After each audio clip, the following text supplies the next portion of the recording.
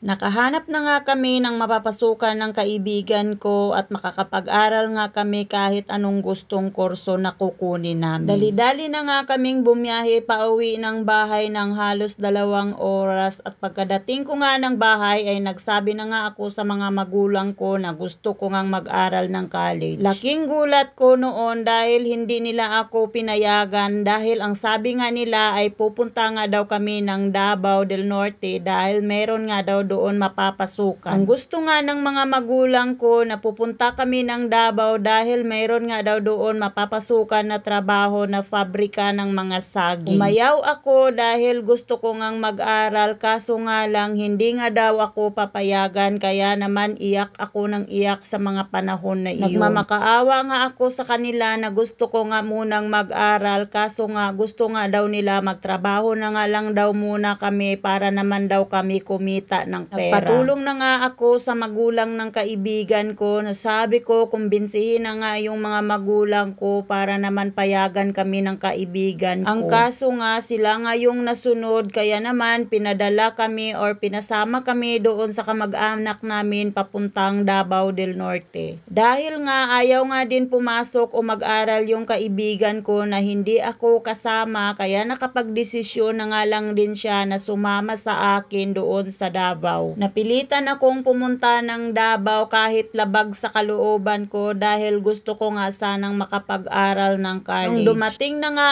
ako doon sa lugar ng mama ko sa Davao, wala naman pala yung sinasabi nilang trabaho sa pabrika. It's a prank lang pala. Kaya naman ang nangyari nga noon ay nagtambay lang kami doon kasama nga yung kaibigan ko. Ilang buwan din kaming nagtambay doon sa lola ko pagkatapos nagkaroon din kami ng mapapasukan ng kaibigan ko kaso nga lang magkahiwalay nga lang kami ng lugar. Nagkalayo na nga kami ng tuluyan ng kaibigan ko dahil malayo-layo yung tinatrabahuan niya at sa akin naman ay medyo malapit-lapit lang doon sa lola ko. Ilang araw pa nga lang ako namasukan doon sa trabaho ko, bigla namang sumumpong ang sakit ko na ulcer, pagulong-gulong sa ako sa sobrang sakit ng aking tiyan at hindi ko na nga ito kinaya. Kaya naman nakapag-desisyon na nga lang yung amo ko na pauwiin na nga lang ako doon sa lola ko para mapadala ako sa ospital para mapagamot. Ilang araw din akong nagtitiis, namimilipit sa sakit, pagulong-gulong dahil wala pa nga pampa-ospital ang lola ko. Hindi ko na nga kaya, sobrang sakit kaya naman sabi ko sa lola ko parang awa nyo na dalahin nyo na ako sa ospital dahil hindi ko na talaga kaya. Dinala ako ng lola ko at mga auntie ko doon sa hospital sa public dito sa may bayan nila at isang buwan ako doon halos nakakonfine. Acute na nga yung ulcer ko noong mga panahon na yon kaya naman umabot kami ng halos isang buwan doon sa hospital bago nga ako pinalabas dahil sobrang sakit araw-araw, maya-maya ito sumusumpong. Noong medyo okay na nga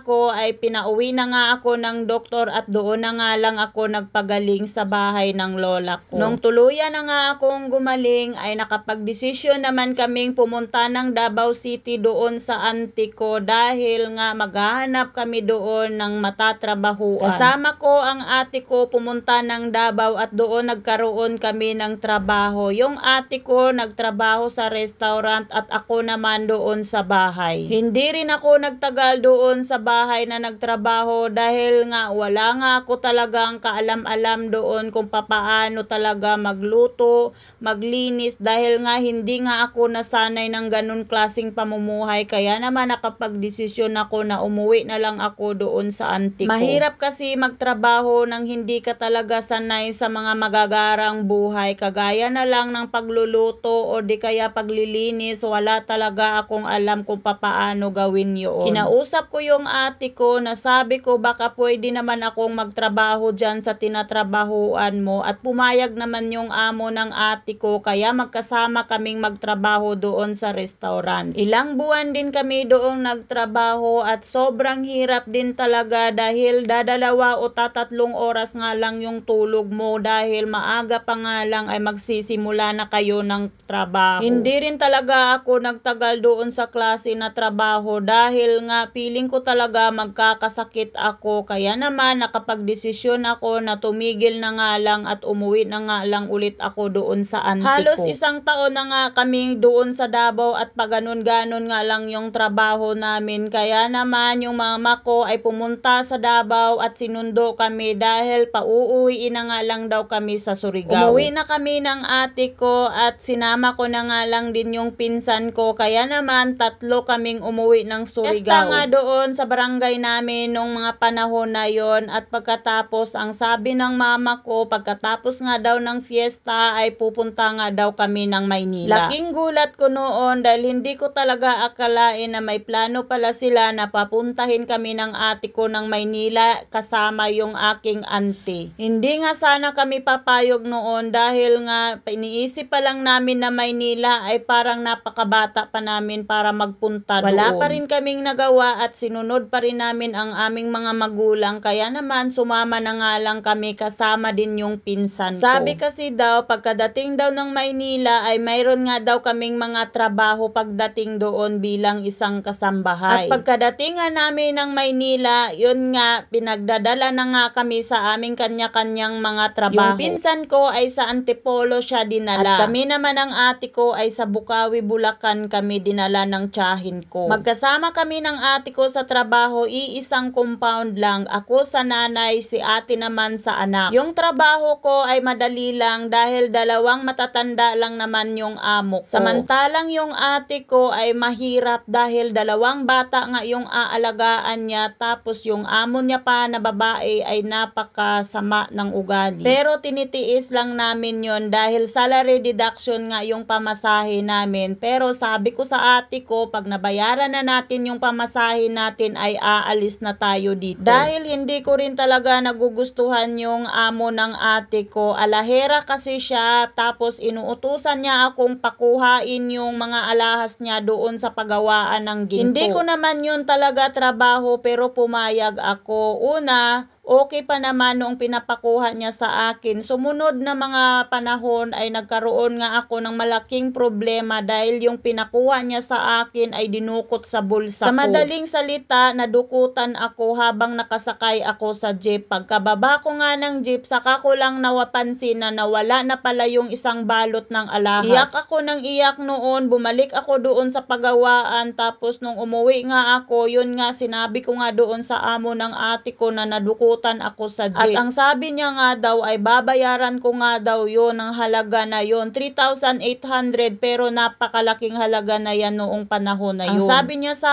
akin, dideductionan daw ako tuwing sahod ko ng 200 para naman daw kahit papaano may matitira pa sa akin. Ang sahod nga lang pala namin noong mga panahon na yon ay 800 lamang isang buwan. Nga ako sana papayag dahil kung tutuusin hindi ko naman talaga siya amo at hindi ko naman talaga dapat trabaho yun. Kaso nga lang, pumayag na nga lang din ako. Kaso nga lang, dahil hindi nga maganda ang ugali ng amo ng ate ko, kaya sabi ko, uuwi na nga lang kami kung ganyan kayo. Kaya sabi ko sa ate ko, uuwi na tayo. Pinatawagan namin ang aming auntie, sabi ko, magpapasundo na kami dahil kung hindi nila kami susunduin, lalayas na lang kami talaga. Hanggang dito na lang ulit ang kwento ng buhay ko. Abangan ulit ang susunod na kabanata. Bye!